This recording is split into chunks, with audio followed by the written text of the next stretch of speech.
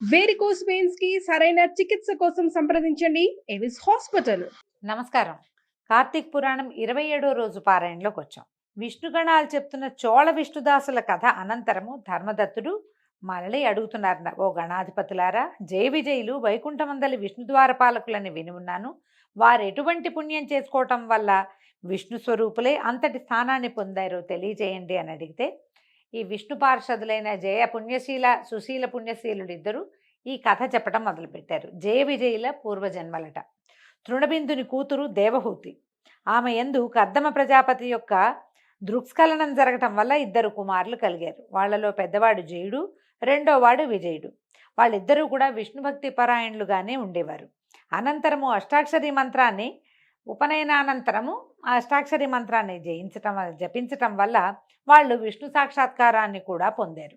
వేద విధులయ్యారు. యజ్ఞాలు చేయించడంలో ప్రజ్ఞ కలవారుగా ప్రసిద్ధి పొందారట. అందువలన మరుత్తుడనే రాజు వీళ్ళిద్దరి వద్దకి వచ్చి తన చేత యజ్ఞం చేయించవలసిందిగా కోరుకున్నాడు. అన్నదమ్ములిద్దరూ కలిసి వెళ్ళి ఒకడు బ్రహ్మ, మరొకరు యాజకులుగా ఉండి ఆ యజ్ఞాన్ని దిగ్విజయంగా నెరవేర్చారు. మరి సంతుష్టుడైన మరుత్తు వారికి అగణితమైన దక్షిణలు ఇచ్చాడు. ఆ సొమ్ముతోటి అన్నదమ్ములిద్దరూ ఎవరికి వాళ్ళుగా విష్ణు యజ్ఞాన్ని నిర్వర్తించాలని భావించారు. తదర్థంగా మరుత్తు ఇచ్చిన మహాదక్షిణని పంచుకోవటంలో ఇద్దరికి తగాదాలు వచ్చాయి. ఇప్పటిదాకా అన్నీ బాగానే ఉన్నాయి. కలిసి పుట్టారు, కలిసి పెరిగారు, కలిసి చదువుకున్నారు, కలిసి పెద్ద పెద్ద యజ్ఞాలు చేయించారు. సొంతంగా నేను నాది అన్న భావన వచ్చేసరికి కొట్లాట వచ్చింది. ఇప్పుడు కూడా మన లోకంలో ఇలాంటివే జరుగుతాయి. ఆ నేను అనే నా సంసారం, నా వ్యవహారం, నా వ్యాపారం లాంటి ఆలోచన వచ్చిందంటే గొడవలు మొదలవుతాయి. పూర్వకాలం నుంచి కూడా ఇది ఇలాగే ఉండింది. అయితే ఇద్దరికి చెరిసగం అనేది జయుడి వాదన. తనకు ఎక్కువ వాటా కావాలని విజయుడు కోరాడు. ఈ వాదోపవాద క్రోధంతో జయుడు అలిగి నువ్వు మొసలివైపొమ్మని శపించాడు. అంతటితో జయుడు ఊరుకోకుండా తన అహంకారంతో నన్ను శపించిన నువ్వు అహంకారివైన సామజాని అవుతావులే అని శాపం ఇచ్చాడు. సామజము అంటే ఏనుగు. ఒకళ్ళు మొసలిగా, ఒకళ్ళు ఏనుగుగా పుట్టాలని ఒకళ్ళనొకళ్ళు శపించుకున్నారు. ఇలా పరస్పర శక్తులైన ఆ సోదరులిద్దరూ విష్ణువార్చన చేసి ఆయనను సాక్షాత్కరింప చేసుకున్న వారే తమ శాపాలను తత్పూర్వాపరాలను కూడా విన్నవించుకుని శాప విముక్తికై ఆ శ్రీహరినే ఆశ్రయించారు. హే భగవాన్, నీకింతటి చేరువ భక్తులమైన మేము మొసలిగాను ఏనుగాను పుట్టడం చాలా ఘోరమైన విషయము. అందువలన మా శాపాల నుంచి మమ్మల్ని మరలించు, మా పాపాలని తగ్గించు అని పదే పదే విన్నవించుకున్నారు. అందుకు మందహాసం చేసినటువంటి అంబుజనాభుడు, జయ విజయులారా, నా భక్తుల మాటలు పొల్లుపోనీయకపోవటమే నా విధి. వాటిని అసత్యాలుగా చేసే శక్తి నాకు కూడా లేదు. పూర్వం ప్రహ్లాద వాక్యం కోసం నేను స్తంభం నుంచి ఆవిర్భవించాను. భగవంతుడు ఎందుకు స్తంభం నుంచి పుట్టాడండి? ప్రశ్నించాడు హిరణ్యకశిపుడు. ఈ స్తంభంలో ఉంటాడా అని. హరంటే ఇందుగలడు అందులేడని సందేహం అవ్వలేదు, వలదు చక్రి సర్వోపగతుండు అని చెప్పాడు. ఎక్కడైనా భగవంతుడు ఉంటాడని ప్రహ్లాదుడు చెప్పాడు కాబట్టి ఈ స్తంభంలో ఉన్నాడా అని ప్రశ్నించి ఆ స్తంభాన్ని పగలగొడితే ఆ స్తంభం నుంచే భగవంతుడు పుట్టాడు. భక్తుల వాక్యాల్ని అబద్ధం కానీయడు. అందుకని ఎప్పుడు కూడా సత్యము, నిజము, సంబద్ధమైన మాట మాట్లాడుతూ ఉండాలి. భక్తులైన వాళ్ళు తొందరగా ఇతరులను శపించేసేటాలు, శాపనార్థాలు పెట్టటాలు అలాంటివి చేయకూడదు. అవి నిజమైపోతాయి పాపం. అయితే ఏమంటున్నారు? పూర్వం ప్రహ్లాద వాక్యం కోసం స్తంభం నుంచి ఆవిర్భవించాను. అంబరీషుని వాక్యం ప్రకారము అతనికి లభించిన దశావతార శాపాలని నేనే ధరించాను. అందువల్ల మీరు సత్యం తప్పని వారే మీ శాపాలని అనుభవించి అంత్యంలో వైకుంఠాన్ని పొందండి అని ఆదేశించడంతో తదాదేశాన్ని శిరసావహించి ఆ జయ విజయులిద్దరూ గండకీ నదీ ప్రాంతాన మకర మాతంగాలుగా జన్మించి పూర్వజన్మ కలవారై విష్ణు చింతనతోటే కాలం గడపసాగారు. అలా ఉండగా ఒకానొక కార్తీక మాసం ప్రవేశించింది. ఆ కార్తీక మాసంలో కార్తీక స్నానం చేయాలనే కోరికతోటి ఏనుగైన జయుడు గండకీ నదిలోకి వచ్చాడు. నీటిలోకి దిగిందే తడవుగా అందులోనే మొసలిగా ఉన్న విజయుడు ఏనుగును గుర్తించి దాని పాదాన్ని బలంగా నోటకరిచాడు. విడిపించుకోవడానికి చేసిన ప్రయత్నాలు విఫలం కావడంతో గజదేహుడైన జయుడు విష్ణువుని పరిపరి విధాలుగా ప్రార్థించాడు. తలచిందే తడవుగా ప్రత్యక్షమైన తార్క్యవాహనుడు తన చక్రాయుధాన్ని ప్రయోగించి ఆ కరిమకరాలు రెండింటినీ ఉద్ధరించి వారికి వైకుంఠ ప్రాప్తిని కలిగించాడు. తదాదిగా ఆ స్థలము హరిక్షేత్రంగా విరాజిల్లసాగింది. విష్ణు ప్రయుక్త చక్రాయుధం ఒరిపిడి వలన ఆ గండకీ నదిలోని శిలలు చక్ర చిహ్నాలతో కూడుకొన్నవయ్యాయి. ఓ ధర్మదత్త, నీచే అడుగబడిన వారైన విష్ణు ద్వారపాలకులు పాలకులు జయవిజయులు వారిద్దరే. అందువల్ల నీవు కూడా దంభమాత్సర్యాలను దిగనాడి సమదర్శనుడివై సుదర్శనాయుధునుడి చరణసేవని ఆచరించు. తులా మకర మేష సంక్రమణాల్లో ప్రాతస్నానాలు ఆచరించు. తులసీవన సంరక్షణ మందు నిష్టగలవాడవై ప్రవర్తించు.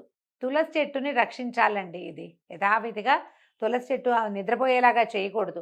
ఒకవేళ ఆమె నిద్రపోతుందని అనిపిస్తే గనక, నిద్రపోయేలాగా ఉంది అనిపిస్తే ఇంకొక చెట్టుని తెచ్చి నాటుకోవాలి. తులసి సంరక్షణ చాలా మంచిది, విష్ణు ప్రీతికరం అని చెప్తారు. అయితే ఇంకా చెప్తున్నారు, గో బ్రాహ్మణులందు విష్ణు భక్తులందు సర్వదా భక్తితో సేవించు. కొర్రధాన్యము, పులిగడుగు నీరు, వంగ మొదలగు వాటిని విసర్జించు. ఈ కొర్రలని ఇంతకుముందు కూడా చెప్పారండి, హిమధాన్యం అని. కొర్రలు తినద్దు అని చెప్తున్నారు. మామూలుగా ఇప్పుడు మనం తృణధాన్యాలు వాటిని తింటున్నాం కదా, అవసరమని భావిస్తున్నాము. మరి ఏ షుగరో పాడో ఇబ్బందో ఉన్నది, తప్పదు కదా.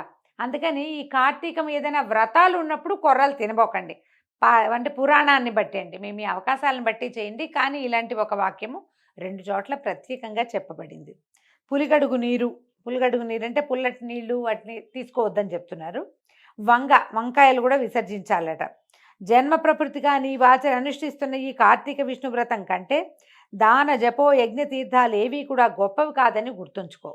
ఓ విప్రుడా, దైవ ప్రీతికరమైన విష్ణు వ్రతాచరణ వల్ల నీవు నీ పుణ్యంలో సగభాగం అందుకోవటం వల్ల ఈ కలహా కూడా ధన్యులయ్యారు. ప్రస్తుతం మేము ఆమెను వైకుంఠానికి తీసుకెళ్తున్నాము అని విష్ణుగణాలు ధర్మదత్తునితో హితమాడి పునః నియమ వ్రత నిష్ఠుణ్ణి చేసి కలహా సమేతంగా వైకుంఠానికి బయలుదేరారు. విమానంలో వెళ్ళిపోయారట. నారదుడు చెప్తున్నాడు, పృథురాజా, అతి పురాతనమైన ఈ పుణ్యేతిహాసాన్ని ఏ మానవుడైతే వింటున్నాడో, ఇతరులకు వినిపిస్తున్నాడో, వాడు శ్రీ మహావిష్ణువు యొక్క సంపూర్ణానుగ్రహానికి పాత్రుడై విష్ణు సాన్నిధ్యాన్ని పొందదగిన జ్ఞానాన్ని పొందుతున్నాడు. ఈ విధంగా నారదుడు చెప్పిందంతా విని ఆశ్చర్యంగా అయిపోయిందట పృథు చక్రవర్తికి. ఎంత ఆశ్చర్యపడి, ఇట్లా జరిగిందా అని ఆశ్చర్యపోతూ, ఓహే దేవర్షి, ఇప్పుడు నువ్వు చెప్పినటువంటి హరిక్షేత్రము, గండకీ నదుల్లాగానే గతంలో కృష్ణా, సరస్వతి ఇత్యాది నదుల గురించి కూడా విన్నాను. ఆ మహామహిమలన్నీ ఆ నదులకి చెందినవా లేక ఆ క్షేత్రాలకి సంబంధించినవా? విశదపరచమని కోరితే నారదుడు ఇట్లా చెప్తున్నాడట, శ్రద్ధగా విను. కృష్ణానది సాక్షాత్తు విష్ణు స్వరూపం, సరస్వతి నది శుద్ధ శివస్వరూపమట. వాటి సంగమ మహాత్మ్యాన్ని వర్ణించడం బ్రహ్మ కూడా అసాధ్యమే. కృష్ణా, సరస్వతి నదులు ఎలా జన్మించాయో పురాణ ప్రోక్తంగా తెలుసుకుందాం. ఒకానొక చాక్షుష మన్వంతరంలో బ్రహ్మదేవుడు సహ్యపర్వత శిఖరాలపై సవనం చేసేందుకు సమాయత్తుడయ్యాడు. ఒక యజ్ఞం చేయబోయాడట బ్రహ్మదేవుడు. హరిహరులతో సహా సమస్త దేవతలు, మునులు కూడా కలిసి ఒకానొక దైవత ముహూర్తంలో బ్రహ్మకు యజ్ఞదీక్షనివ్వడానికి నిర్ణయించి కర్త యొక్క కళత్రమైన సరస్వతికి విష్ణుమూర్తి ద్వారా కబురు చేశారు. కర్త యొక్క కళత్రం అంటే బ్రహ్మదేవుని యొక్క భార్య అయిన సరస్వతీదేవికి కబురు చెప్పాడట విష్ణుమూర్తి. అయినా సరస్వతి సమయానికి అక్కడ చేరుకోలేదు. దీక్షా ముహూర్తం అతిక్రమించరాదనే నియమం వల్ల భృగు మహర్షి, హే విష్ణు, సరస్వతి ఎందుకు రాలేదో తెలియలేదు, ముహూర్తం దాటిపోతుంది, ఇప్పుడు ఏమి గతి అని ప్రార్థించడంతో శ్రీహరి నవ్వుతూ ఏమన్నాడంటే, సరస్వతి రాని పక్షంలో బ్రహ్మకు మరి యొక్క భార్య అయిన గాయత్రిని దీక్షాపతిగా విధించండి. గాయత్రి దీక్షాపతి, ఆవిడ్ని దీక్షాపత్నిగా చేయమని అన్నాడు. అనేసరికల్లా ఈ సలహాను శివుడు కూడా సమర్థించడంతో భృగువు గాయత్రిని రప్పించి బ్రహ్మ యొక్క దక్షిణ భాగంలో ముందుగా ఆమెను ప్రవేశపెట్టి దీక్షావధి విధిని ఏర్పరిచాడు. ఆ విధంగా ఋషులందరూ కలిసి హరిహరుల సమక్షంలో బ్రహ్మకి దీక్షనివ్వటం పూర్తి చేయగానే అక్కడకు సరస్వతి చేరుకుందట. తన స్థానంలో దీక్షితురాలై ఉన్న తన సవతి గాయత్రిని చూసి మత్సరవతి అయి, ఎక్కడైతే పూజార్హత లేని వాళ్ళు పూజింపబడుతున్నారో మరియు పూజనీయులు పూజింపబడటం లేదో అక్కడ కరువు, భయము, మరణము అనే ఈ 3 విపత్తులు కలుగుతాయి. ఈ బ్రహ్మకు దక్షిణ భాగాన నా స్థానంలో ఉన్నట్టు ఉపవిష్టురాలైన వివిధ ప్రజలకు కనపడినటువంటి రహస్య నదీ రూపాన్ని పొందుగాక. ఓ బ్రహ్మ విష్ణు మహేశ్వర్లారా, మీరందరూ యజ్ఞవాటికలో ఉండి కూడా నా సింహాసనాన నాకన్నా చిన్నదాన్ని కూర్చోబెట్టారు కనుక మీరు కూడా జడీభూత నదీ రూపాలని పొందండి. జడ రూపాలైనటువంటి నదీ స్వరూపాలుగా మారిపోండని శపించేసిందట. అయితే ఈ సరస్వతి కోపంతో అరిచిన ఆ అరుపుల్ని విన్నటువంటి గాయత్రి ఆవిడ లేచి నిలబడి దేవతలు వారిస్తున్నా సరే వినకుండా, ఈ బ్రహ్మ నీకు ఏ విధంగా భర్తయో నాకు కూడా అదే విధంగా భర్తని విస్మరించి అకారణంగా చెప్పించావు. నువ్వు రాకపోతే నేను కూర్చోవచ్చు, తప్పులేదు. భార్యని కాని దాన్ని కూర్చోబెట్లా, నాకు కూడా అర్హత ఉంది, అందుకని కూర్చోబెట్టారు. అకారణంగా శపించావు కాబట్టి నువ్వు కూడా నదీ రూపాన్ని పొందు అని ప్రతిశాపాన్ని ఇచ్చేసిందట. ఇప్పుడు హరిహరులు వాణిని సమీపించి, మేము గనక నదులమైనట్లయితే లోకాలన్నీ అతలాకుతలమైపోతాయమ్మా, కనుక అవివేక భూయిష్టమైన ఈ శాపాన్ని మళ్ళించమన్నారట. మళ్ళించమంటే ఆవిడ ఒప్పుకోలేదు. నా శాపాన్ని మళ్ళించరు, నాకు వచ్చిన కోపం ఎలా తీరుతుంది, శాపాన్ని మళ్ళిస్తే కోపం తీరదు. యజ్ఞాదిలో మీరు విఘ్నేశ్వర పూజ చేయకపోవటం వల్లే నా కోపరూపంగా యాగం విఘ్నపడి ఆగమైపోయింది. పలుకుల పడతనైన నా మాట తప్పదు. ఈవిడెవరు? మాటల తల్లి సరస్వతీదేవి. నా మాట తప్పదు. మీరందరూ నదీ రూపాల్ని ధరించి మీ అంశలు జడత్వాన్ని వహించవలసిందే. ఇప్పుడు అంశలు జడత్వాన్ని వహిస్తే ఎట్లాగండి? ఒక ఆయన పుట్టిస్తాడు, ఇంకో ఆయన పెంచుతాడు, 3 ఆయన పోగొడతాడు, మళ్ళీ పుట్టడానికి సమాయత్తం చేస్తాడు. ఈ పనులన్నీ మానేస్తే ఎట్లా కుదురుతుంది? సమతులమైన నేను గాయత్రి కూడా నదులమై పశ్చిమాభిముఖంగా ప్రవహించబోతున్నాము అని చెప్పింది. ఆమె మాటలు వింటూనే దేవతాంశలు, సకల దేవతాంశలు జడాలుగాను రూపాలు నదులుగాను పరిణమించాయి. ఆ సమయంలో విష్ణుమూర్తి కృష్ణానదిగాను, మిగిలిన వారు ఇతరేతర నదీ రూపాలుగాను మారిపోయారు. బ్రహ్మ విష్ణు మహేశ్వరులు నదులై తూర్పుముఖంగాను, వారి భార్యలు నదులై పశ్చిమాభిముఖంగాను ప్రవహించడం మొదలుపెట్టారు. గాయత్రి సరస్వతి నదీ రూపాలు సావిత్రి అనే పుణ్యక్షేత్రంలో సంగమాన్ని పొందాయి. ఈ యజ్ఞంలో ప్రతిష్ఠితులైనటువంటి శివకేశవులు, మహాబలుడు, అతిబలుడు అనే దేవతా స్వరూపాలు అయ్యారు. సర్వపాపహారిణి అయిన ఈ కృష్ణానది ప్రకర్షోత్పత్తిని భక్తితో చదివినా, వినినా, వినిపించినా కూడా వారి వంశమంతా కూడా నదీ దర్శన స్నాన పుణ్యఫలవంతమై తరించిపోతుంది. కృష్ణానది ఈ విధంగా పుట్టిందట.